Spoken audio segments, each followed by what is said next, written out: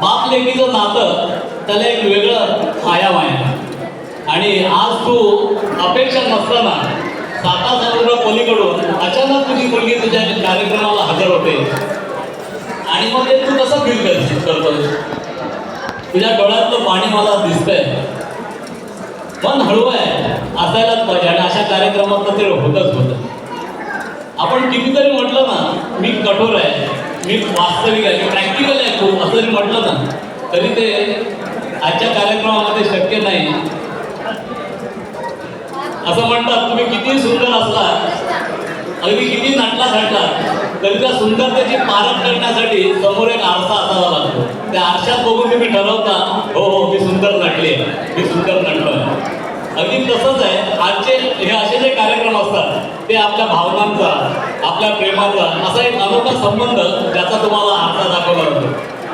आताची ही जी film heavy बनवली होती त्याचं उत्कृष्ट लेखन, प्रभावी दिग्दर्शन आणि नेमक्या संकलनाच्या जोरावर साकारलेली ही कलाकृती मनाला भिडणारी होती. प्रत्येक प्रसंगाची अचूक मांडणी, भावना आणि तसेच त्यांचे आभार सुद्धा. कारण छान हेवी बनवलेली शब्दांची नेमकी मांडणी, प्रभावी भाषा आणि आशयपूर्वक कथानक ज्या लेखकाने लिहिलं त्या लेखकाचं नाव आहे आमच्या मुंबई पोर्टरचाच लेखक महेंद्र केशव कुरगुडे. प्रसंगांची उत्कृष्ट मांडणी, कथेला दिलेली योग्य दिशा आणि ओव्हरऑल जे हवं ते ठेवलं, जे नको ते काढून टाकलं आणि त्याला योग्य आकार दिला ते या एव्हीचे दिग्दर्शक संतोष कोयंडे. जोरदार टाळ्या. संकलन फार महत्वाचं असतं. प्रसंगाची योग्य बांधणी, अचूक गती आणि सुरेख सरलता जर ती कंटिन्युटी व्यवस्थित राहिली नाही ना तर कुठचंही कथानक, कुठची फिल्म ही डिस्कनेक्ट झाल्यासारखं, डिटॅच झाल्यासारखी वाटते. तर मित्रांनो असं हे सुंदर सादरीकरण आपल्या समोर झालं. आता यानंतर अर्थातच बरेच लोक अगदी आपल्या भावनांचं, आपल्या अनेक गोष्टींचं, चांगले वाईट असे प्रसंग यांचं गाठोडं घेऊन इथे आलेले असतील आणि ते त्याचं मनोगताच्या स्वरूपात तुमच्यासमोर व्यक्त व्हायचं ठरवलेलं आहे. मित्रांनो हे जे व्यक्त होणं आहे ना, कित्येकदा असं वाटतं का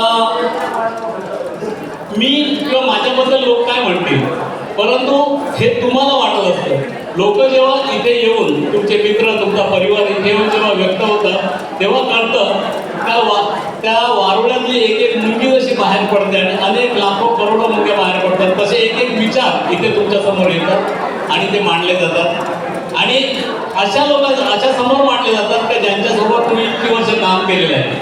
मित्रांनो आता याच्या पुढचं सगळं सूत्रसंचालन ह्या एव्हीचे दिग्दर्शक संतोष कोयंडे ते घेतील हातामध्ये आणि ते तुमच्या समोर सादर करतील. तत्पूर्वी तुम्हाला एवढं सांगावं असं वाटतं का किशोर सुरेकर हा एक